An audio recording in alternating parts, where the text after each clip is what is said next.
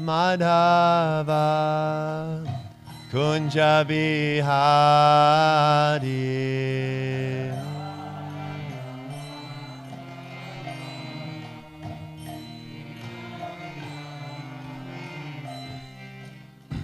Gopi Janavalabha Girivadadhari.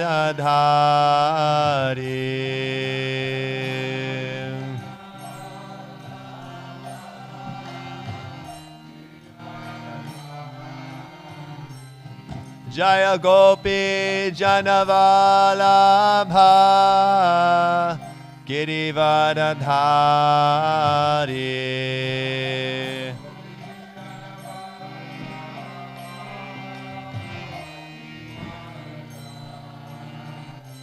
Yashodanandana Braja Janaranjana.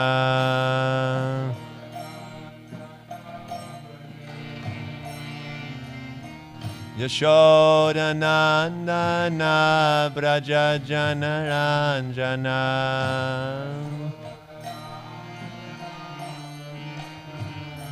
Jamuna Tira Vanachari.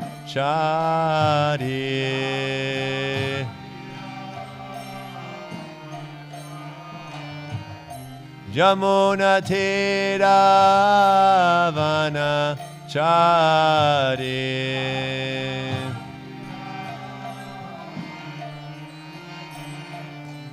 Jaya Radha Madhava Kunja Bihari.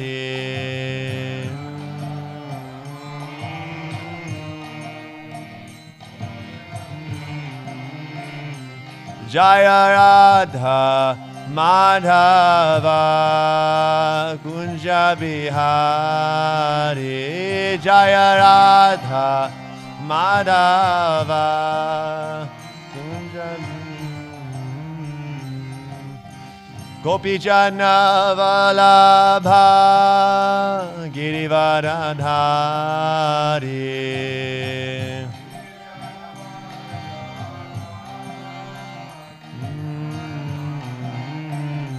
Jaya Gopi Janavalabha Girivadadhari.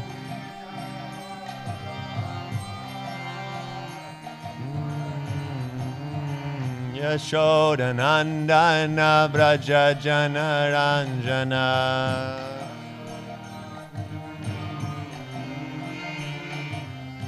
Yashodanandana Braja Janaranjana. Jamuna Tira Vanachari.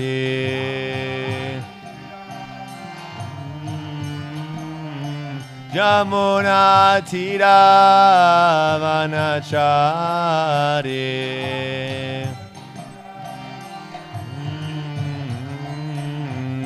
Jaya Radha Madhava Kunja Bihari.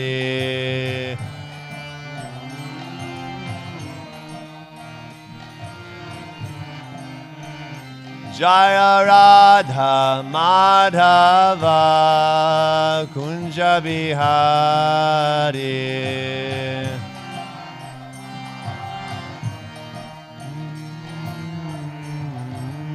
Jaya Radha Madhava Kunja Bihari.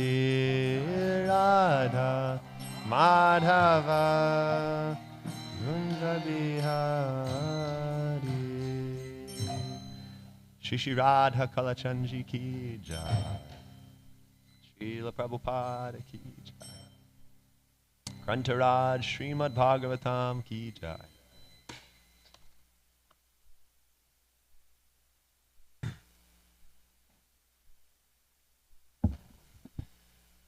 Om Namo Bhagavate Vasudevaya.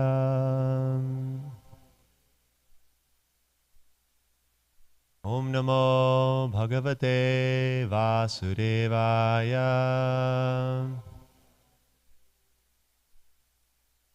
Om Namo Bhagavate Vasudevaya.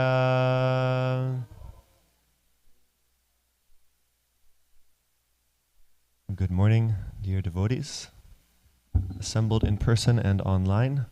This is your aspiring servant, Brhat Mrdanga Das.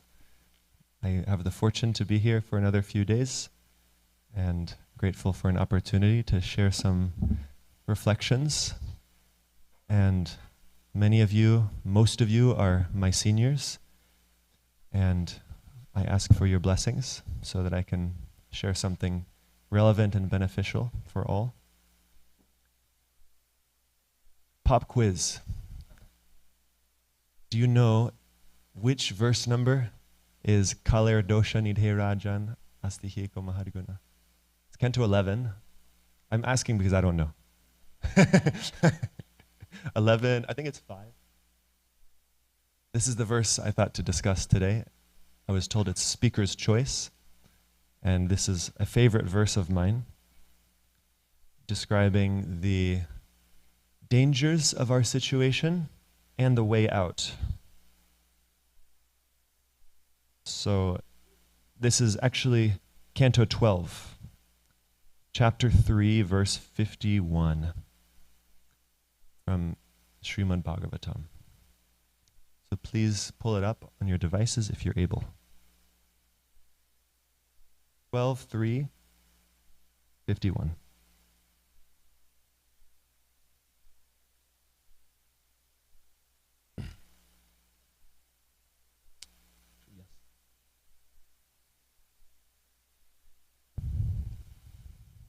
This verse is profound and simple.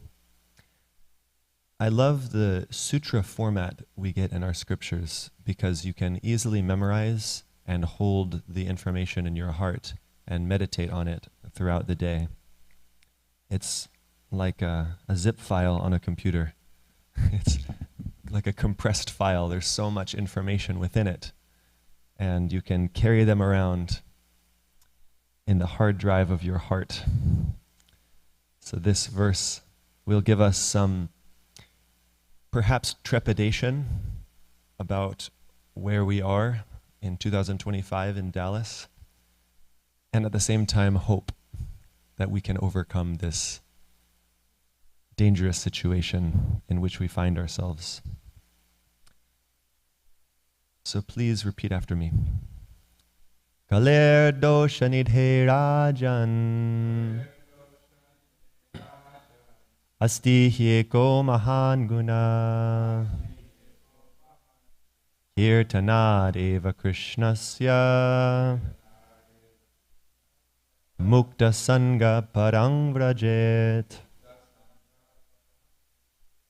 Kaler dosha nidhe rajan asti hyeko mahan guna kirtanad eva krishnasya mukta sanga param vrajet. Kaler dosha nidhe rajan asti hyeko mahan guna kirtanad eva krishnasya mukta sanga param vrajet. Please repeat. Dosha nidhe rajan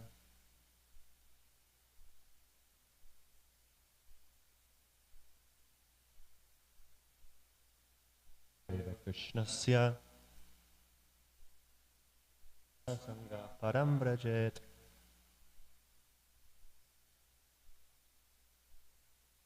Please.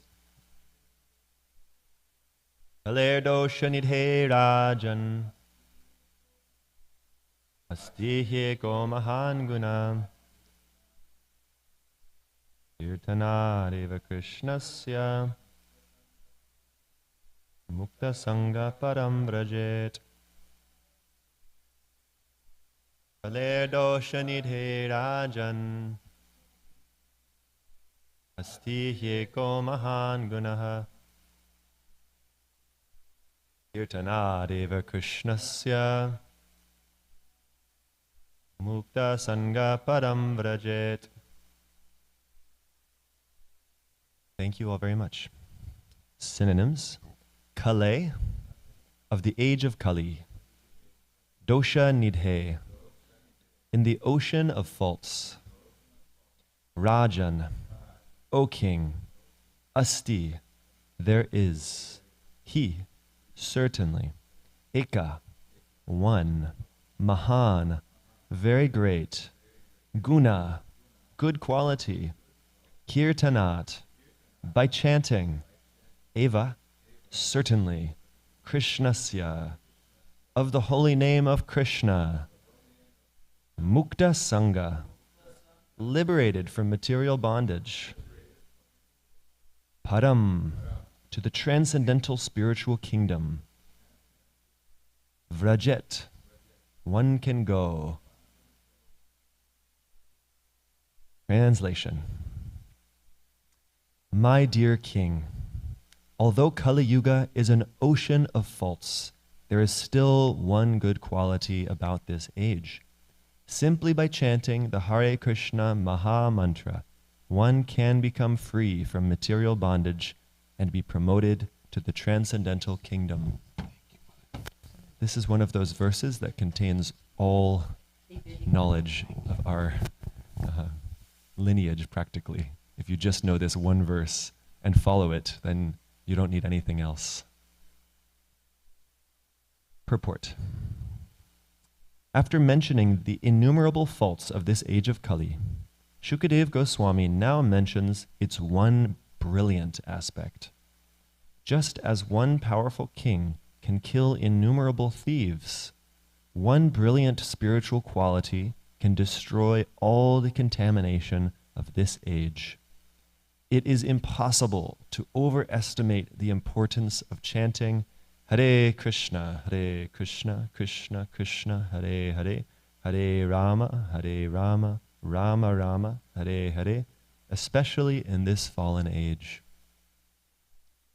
Srila Prabhupada ki jai. Srila Prabhupada's disciples ki jai. Om Ajnana Timarandasya Jnanan Jana Shalakaya Chakshurun Militam Yena Tasmai Shri Gurave Namaha Vansha Kalpatarubhyascha Kripa Sindhubhyevacha Patitanam Pavanebhyo Vaishnavebhyo Namo Namaha. This verse, spoken by Shukadeva Goswami to Maharaj Parikshit, gives us everything. It tells us where we are. So where are we? We're in Kali Yuga, and what's Kali Yuga like? It's an ocean of faults. Oceans are pretty big, huh? Do you know how much water is in the ocean? Can you possibly imagine how much water? And it's constantly being filled with more. Constant rivers flowing into the ocean, rain pouring down. So if Kali Yuga is an ocean, that means there's always bad qualities increasing. And it's so contaminated. There's so many faults looking around that it's practically endless. I was just on the phone with my father last night, and he was explaining the political situation, and I'm a little bit in a bubble, and so I appreciate talking to him once a week, and he'll update me. He'll tell me about the sports news and the political news. And he'll always kind of apologize, like, I know you're a monk, and it's not that interesting to you, not that important. But I appreciate knowing that there's just insanity happening all around us. And not just in this country, but in every country practically. There are leaders who are blind, and they're elected by blind people and causing so many to suffer. Like Prahlad Maharaj says, how does it go? Andha yatander upaniyamanas te pisha tantriya urudam nibadha. People are bound by the ignorance of their own their own ignorance as well as following ignorant people. And the result is that everyone ends up in a ditch. Like on the side of the highway, there's some muddy pool, and imagine you're walking along the side of the highway and you slip and fall into the mud there, and then people are driving by and mud is flying off of their cars onto you. It's just embarrassing. So that's the situation in this world. Prabhupada would call democracy demon crazy because it's a bunch of people who aren't educated electing someone who they think will fulfill their material desires. And neither do they get their material desires fulfilled, nor do those elected politicians get any sort of happiness, because you see pictures of presidents before and after their campaign, and their hair goes gray, and their wrinkles are increasing, so much anxiety. And the leaders who are ruling a population of degraded people, they get some huge percentage of the karma of those people. So actually they're becoming degraded. What other faults do we see in the ocean of Kali today? There's so many. One I was thinking from my experience on Harinam yesterday is errant philosophies. For example, in Texas, it's very common for people to think my religion is the only religion and the best religion, and if you don't follow it, God will punish you forever, which is totally insane. And I don't know about most, but many think this is true. And it creates a great obstacle for spreading the Sankirtan movement, because you try to introduce the wisdom of the Gita to them and they think it's demonic. Not just errant, but they think actually by following the by doing what we're doing every morning, by worshiping Sri Sri Radha Kalachandji and talking about Bhagavatam, the idea is that we are going to hell. Which, how does that make any sense? We had a visitor, Acharya Nishta Prabhu in Austin, and he made this great point that in this conception, we are worshiping Satan. And yet, people are becoming very happy and kind and soft-hearted, compassionate by apparently worshiping the devil. So that doesn't sound like the devil to me. And others who are claiming to be worshiping God are becoming, crooked, hard-hearted, violent. So we can judge a religion, Srila Prabhupada says, by the quality of the love of God that we develop. If you develop love of God by following your religion, then it's bona fide. There's many deviant or misguided philosophies in the world. This is one pervasive in America, especially in the South. What other common misguided philosophies do we encounter in the world? Mayavad philosophy, impersonalism, quite common. You meet New Age type of spiritual people, and it's very common to and this is my belief too. The first spiritual books I read, the idea was that the Supreme is impersonal, and forms come from that Supreme, and they're all an illusion, and actually we are all God. And I tried to live this philosophy, and it really didn't work. I genuinely tried to be a Mayavadi. It was really frustrating to try to be a Mayavadi. And I actually saw, like I was saying, I became hard-hearted and even violent in my speech. I was really strongly speaking to people like, you are enlightened already, you are God, why don't you just wake up? Really. And that's one danger of this type of philosophy. And another, perhaps the biggest, is no sense of responsibility. If we are all God, we can do whatever we want, and there's no consequence. It's just my lila. It's actually extremely dangerous to live in this worldview. I can do whatever I want. So it makes sense why Srila Prabhupada and Srila Bhaktisiddhanta Saraswati were so strong about Mayavad philosophy. In fact, the devotees in, I can't remember who, maybe Brahmananda Prabhu, in 26 Second Avenue, they heard Srila Prabhupada speaking very strongly against Mayavad philosophy. And they were thinking, is this just some little small sect in India? Like, I don't get it. Who are these Mayavadis? And after some time, it dawned on them, oh, that's me.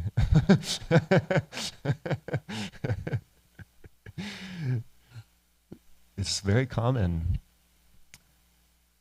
And we see impersonalism even in smaller ways in our interactions among each other. We don't take the time to greet each other. We don't take the time to inquire about another's well-being. Keshava Swami was giving an interesting analysis of impersonalism according to different grades of consciousness, that if you're interacting with someone on the street and you're distributing books, for example, or doing Harinam, if we don't sufficiently consider their needs and just in a kind of using one tool, a hammer as a tool for everything, if that's the only tool you have. So it's like you only have one approach of sharing bhakti and you think that'll work for everyone. It's a form of impersonalism, not adjusting your style to accommodate according to your audience. And similarly, someone who's maybe new in the practice of bhakti who's coming around, not sufficiently looking after what they need at this level, not making sure that they have emotional care and mental health support, physical needs are being met. Just thinking, practice bhakti and everything will be solved, which is true, but we can't neglect the basic needs. So we see impersonalism very pervasive. And then I was speaking about the danger of Mayavad philosophy and how it engenders a sense of irresponsibility and I can do whatever I want.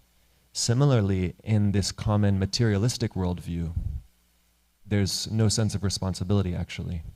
Because if everything is just matter and we will cease to exist once our brain shuts off and consciousness stops, really there's no sense of responsibility to do good things.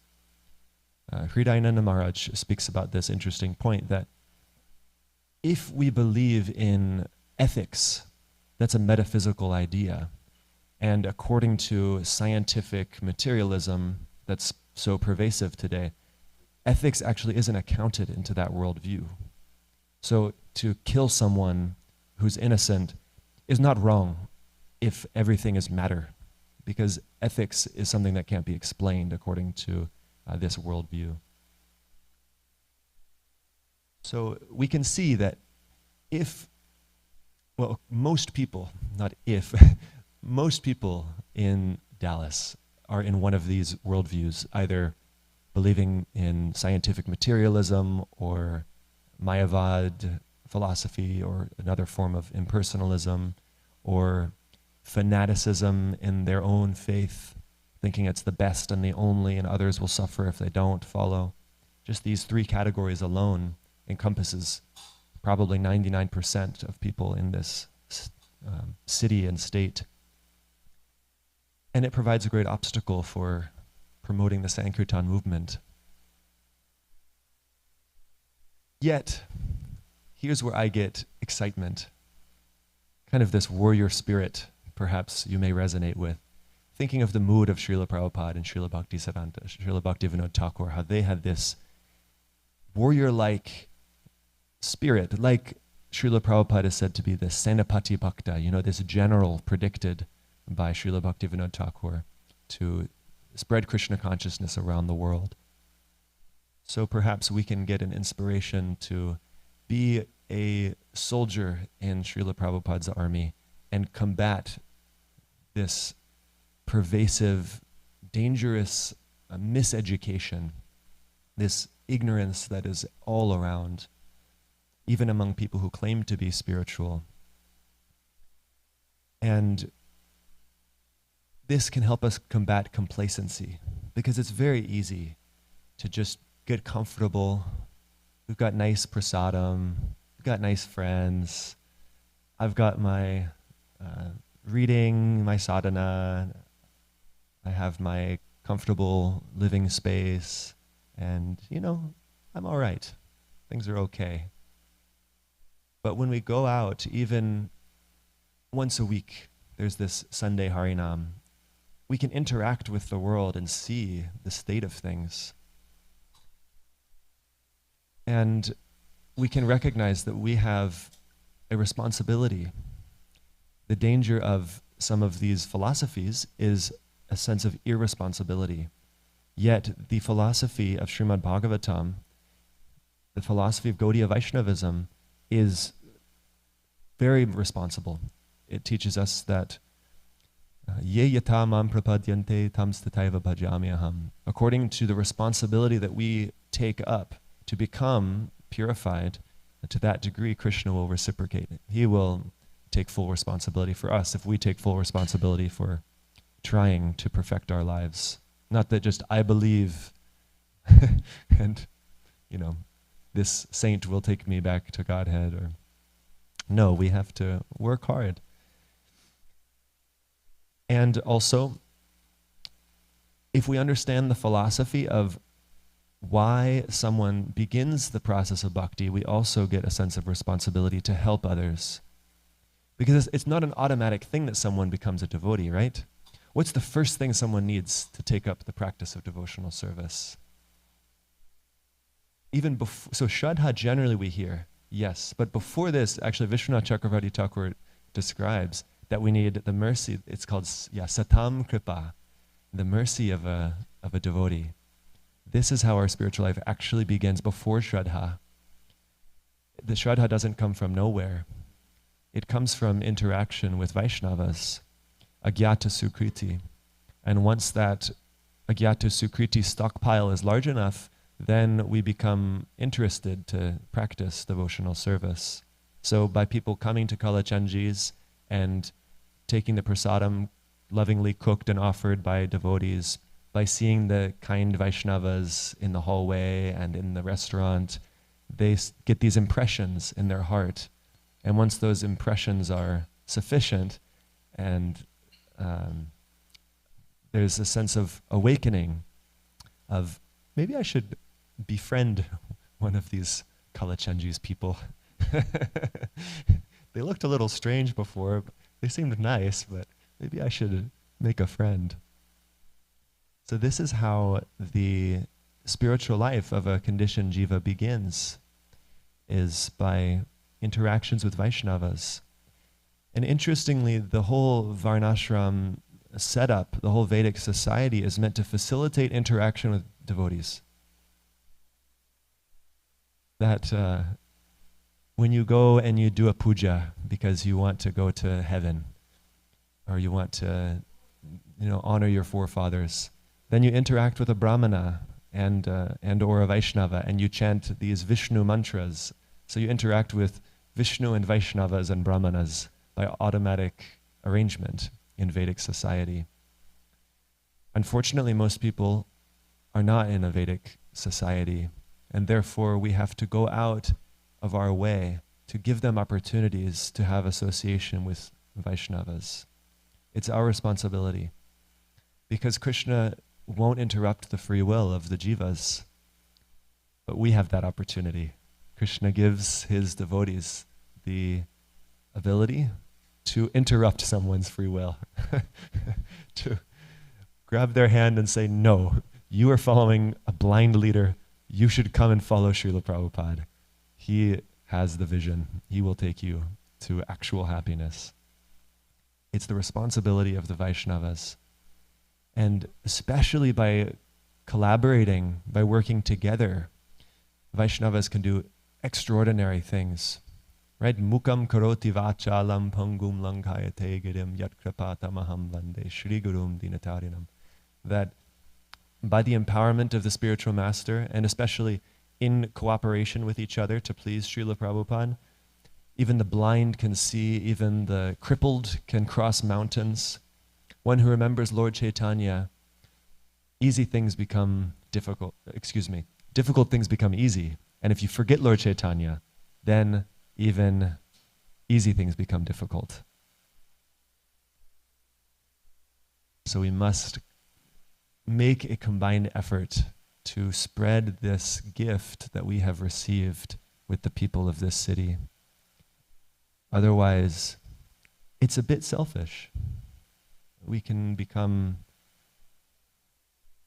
proud, thinking that, yes, I'm so fortunate, I'm so happy, but if we're not doing something to share that gift, then it's really not honoring the gift that we've received.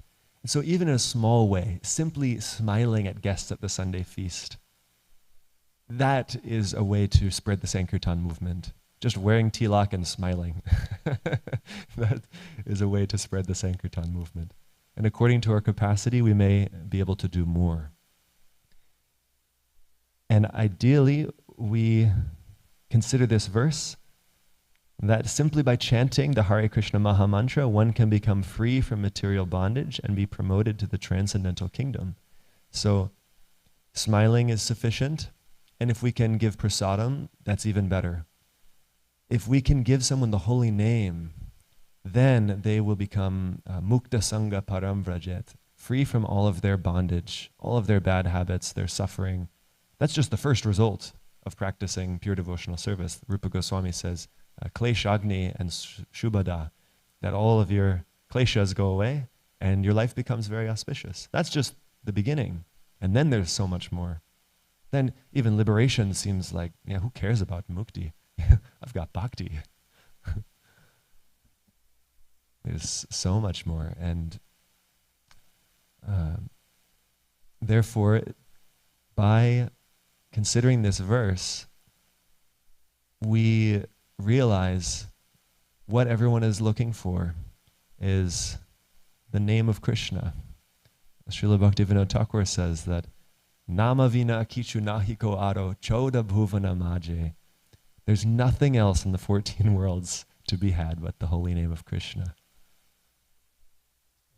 And he says that it's my life and soul, bhakti vinoda prana, the name of Krishna. This is what everyone is looking for, is this nama chintamani. It will grant all of their desires. All of what people are looking for can be fulfilled by chanting the holy name. And what's amazing is by sharing the holy name, we recognize the potency of the holy name even more. We receive the mercy of the holy name even more. Vaisheshika Prabhu gives a great example of this, that in the Vedic times, the Brahmanas would test their mantras to revive, by reviving dead animals that were sacrificed in these yagyas. And in a similar way, people in this world are living an animal life and they're practically walking dead, right? There's no life if you're simply living for sense gratification. This is even below the basic standard of human life. And we can revive ourselves and others by testing this mantra.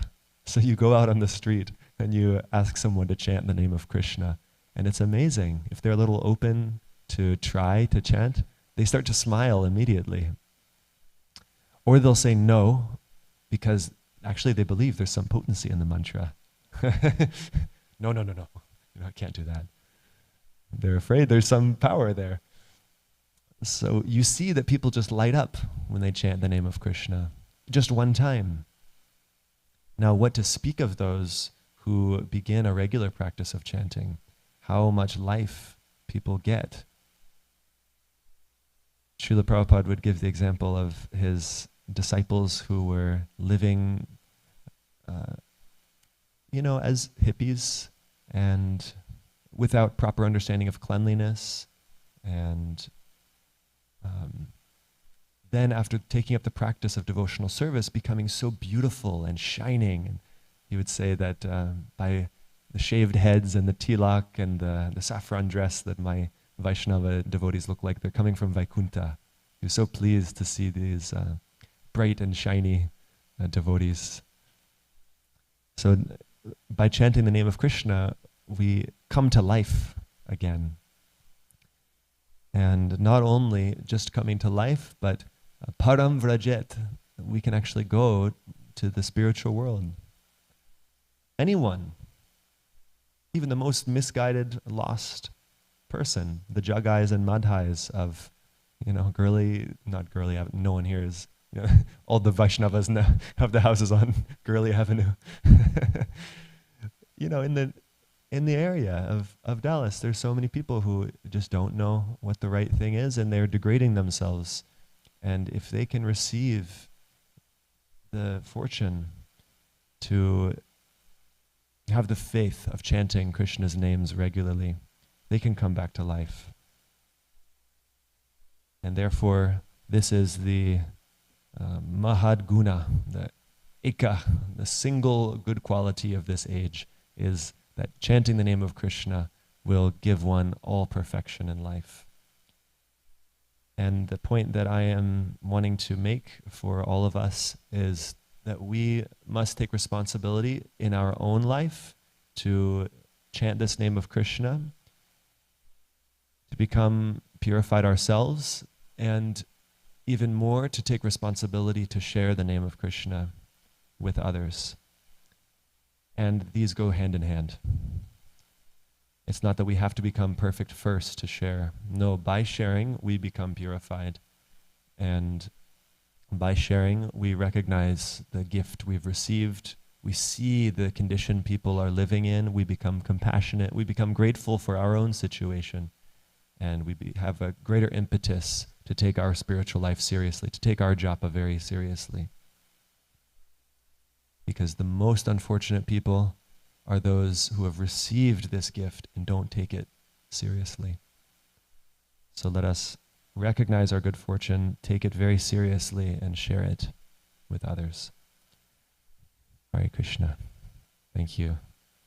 Because of your sincerity, I feel able to speak something, and it's inspiring to share this Sangha with all of you and hear what Srila Prabhupada and Srimad Bhagavatam will bring out in this morning Sangha. I'd love to hear now some reflections from the assembled devotees, from the sages of Kalachandji Dham. Yes, Tulsi Saki Mataji, for giving me the opportunity to speak. I thank you. Hare Krishna Prabhu, thank you for bailing me out with such a wonderful class. So, comment and question. So you were mentioning how, people outside are waiting to get the association. I just will want to share one thing that happened last week. So I go for pottery classes, and the teacher, I switched timings. So the teacher there, I have a new teacher now, and just casually we were talking, and I was showing some of the other work that I'd done with the other teacher, and there was this lead, learn, serve motto from TKG that I had on there, and she just started asking which school and where, and she was like, "Oh, Kalachandji's, that's one of my favorite restaurants." And then I love the courtyard there and the tree there. And she's not the first person. If I mention, they remember that tree, they really, and the energy there. And then she said, I've lived in Dallas all my life. The only time I left Dallas, I took one picture with me, and that was the picture of Kalachandji's courtyard. And wow. I find so much peace, and I was like, okay, and I've switched my timings, and so I can go right before. When I come, she's having her lunch over there, so I'm like, okay, I know what to, and sent her the invitation to Mahatma Prabhu's program from Nitya Kishori. But I was like so amazed that something like that. She's so attached to Kalachandji's. Yeah, she's like, the one thing that I took with me was picture of Kalachandji's courtyard. Amazing. she hasn't seen probably the deities, because Yeah. that's the most she didn't mention.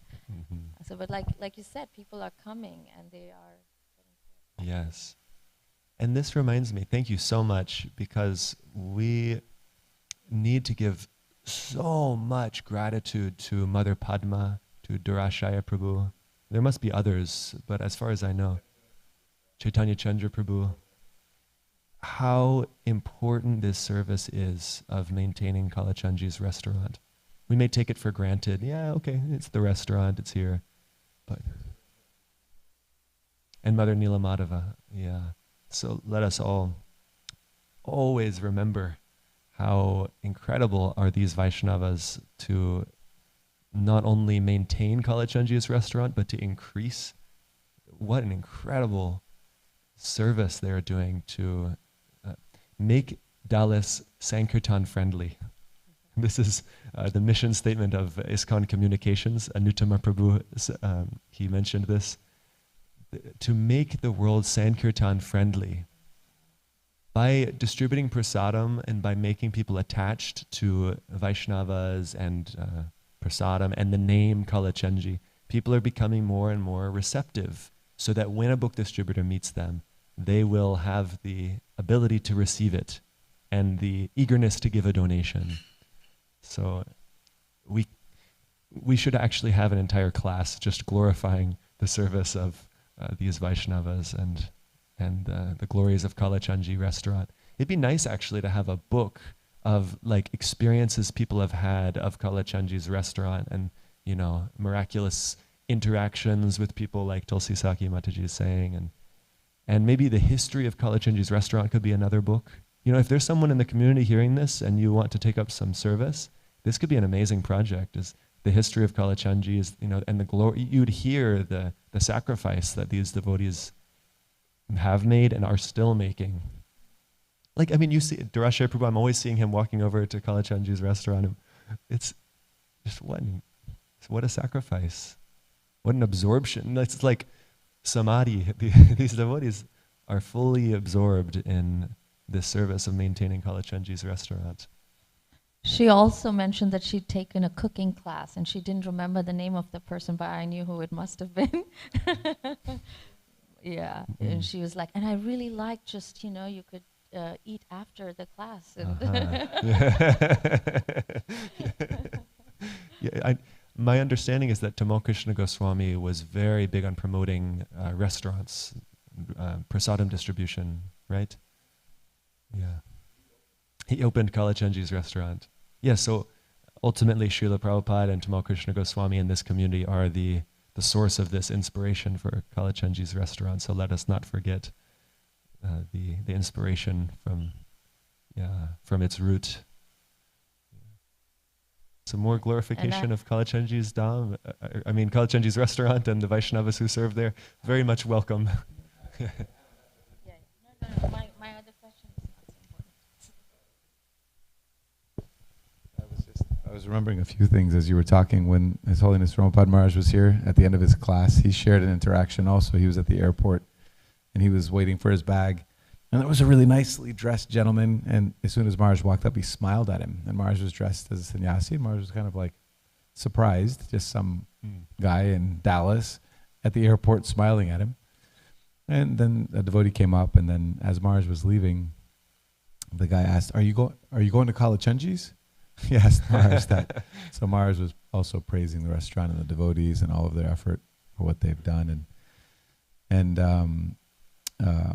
another thing that always really sticks with me is the first night that the restaurant opened, Maturnath Prabhu they had some devotees staged at tables because, it's opening night, you want to make sure it looks full. It's, it's like people do this, right? That's the thing you do when you open a restaurant. You want to make sure. And so they were sitting at a table eating, and a lady that was dressed really nicely, pretty obviously very wealthy, sat down at the table behind them or next to them. And she said, I used to not really like these Hare Krishnas, but I'll never say a bad thing about them again. Wow. Because of her experience at the restaurant, because of how nice the prasadam was and how nicely she was served. It changed her whole perspective.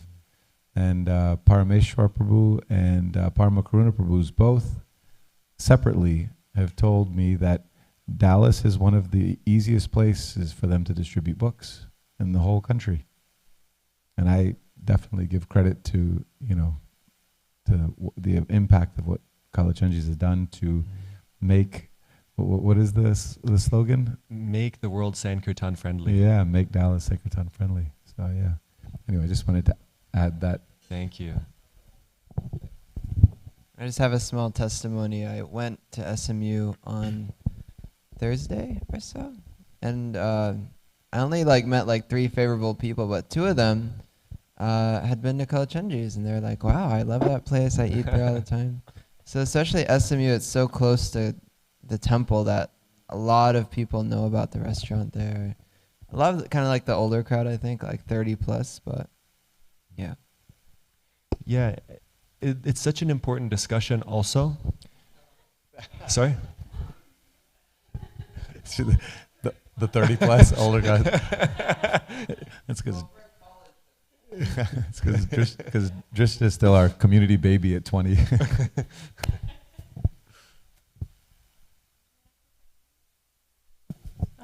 Yes, well, also I want to mention Mother Nandini and Kartikeya Prabhu were the first managers of the restaurant. Mother Nandini said she wasn't even initiated yet. She was Bhakti Nancy, and she was sitting in this temple room, and His Holiness Tamal Krishna Goswami Maharaj said, "And Bhakti Nancy is going to manage the restaurant?" She was like, "Oh!" It was news to her, but she obviously did a fantastic job. But I appreciate all of your classes, but definitely the point about preaching, because I was thinking about this. At home, we've been reading Lilamrita, and I was just reflecting how Srila Prabhupada was so upset that his godbrothers were so content to retire to Vrindavan and just do bhajan and enjoy, I can't think of a better word, but essentially enjoy all that had been given to them rather than preaching, which is what their spiritual master had really wanted, to publish books and to preach, and how Srila Prabhupada was so determined and obviously endured so much, and he was not happy to keep what he had to himself. So I've just been reflecting on that and how we can give that to others. So thank you. Thank you. Yeah, that's the best example of giving up our own comforts to help others. Yeah, thank you, thank you.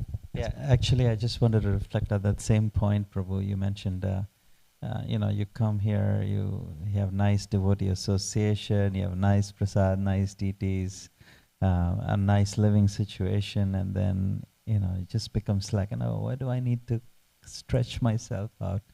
I think that's really the point I want to take from this class is you need to be comfortable outside your comfort zone in spreading Krishna consciousness. Otherwise, very soon it'll just become ritualistic or monotonous, and then you'll start losing taste.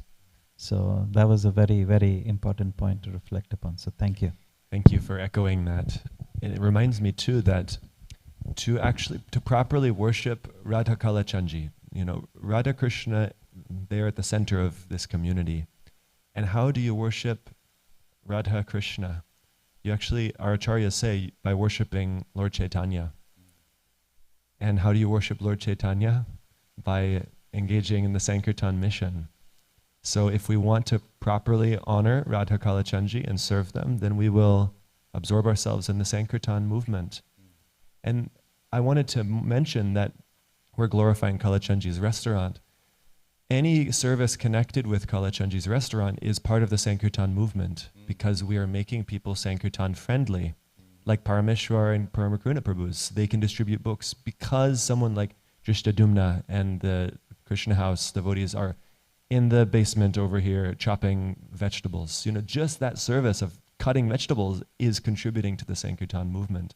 Just cleaning the dishes in the back room, all of the devotees who are helping with the most menial, apparently menial services, that's actually an extremely confidential service in the Sankirtan movement of Lord Chaitanya and is helping to make Dallas Krishna conscious.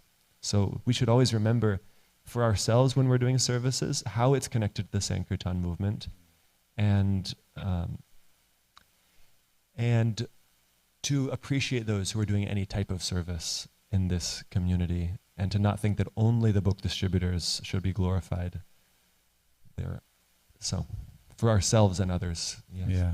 I was, as Prabhu was sharing, echoing the point that you were making in class, I was, it's like every single one of us, when you described actually the very beginning stage is the mercy of the devotee before we can even start develop some faith, is that somebody gave that mercy to us. Somebody was the vehicle for that mercy to come to us from Krishna.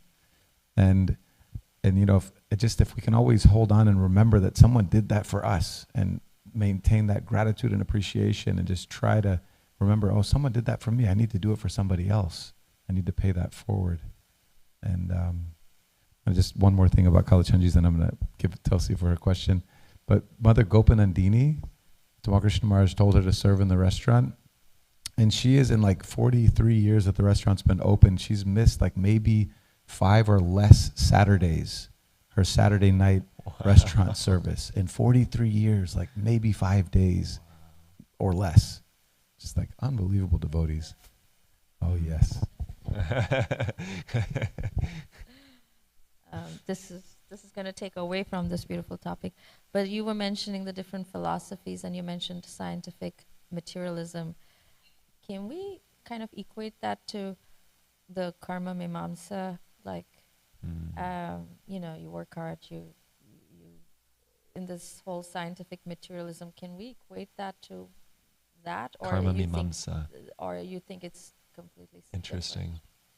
Well, karma mimamsa considers karma supreme, and the demigods are obligated to fulfill your desires if you do the right activity. And in the worldview of scientific materialism, actually it's a completely deterministic philosophy. If everything is matter, then we have no free will. So in that sense, they're different.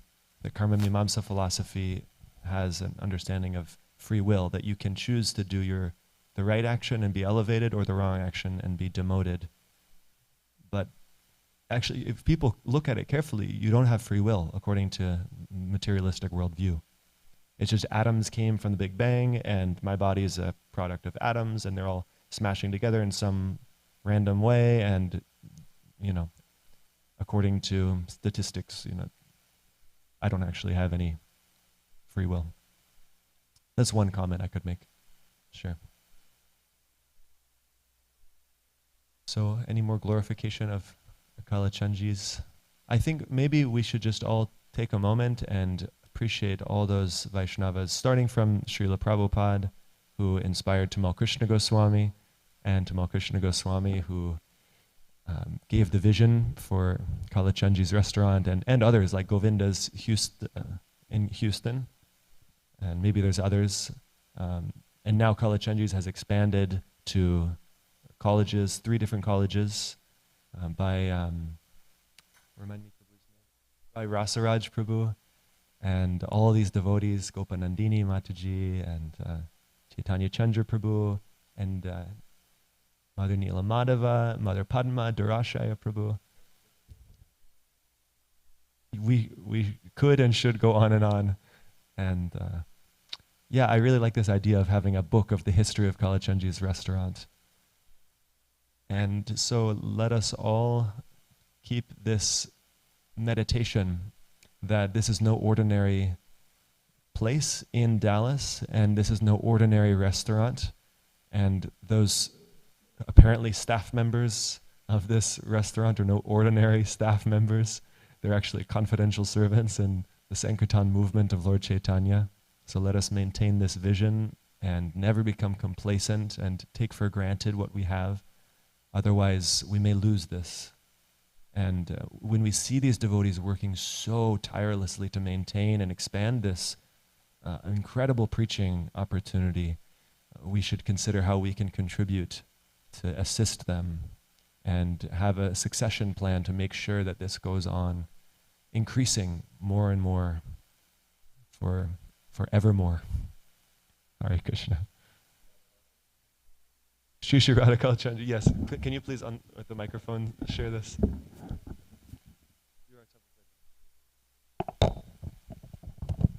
Shri Shri Radha Kalachandji, if you so desire, please bless us so this may come true by your mercy and by the mercy of Hari Guru and the Vaishnavas. Thank you so much.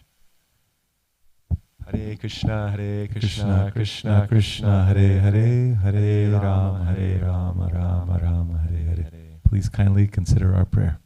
Hare Krishna. Shri Shri Radha Kalachandji ki Ki jai. jai. Kalachandji's restaurant ki jai. Jai. All the Vaishnavas who serve Kalachandji's restaurant ki jai. His Holiness Tamal Krishna Goswami Maharaj ki jai. His Divine Grace A.C. Bhaktivedanta Swami Srila Prabhupada ki jai. Gaura Bhakta Vrinda ki jai. Gaura Premanande. Haribol.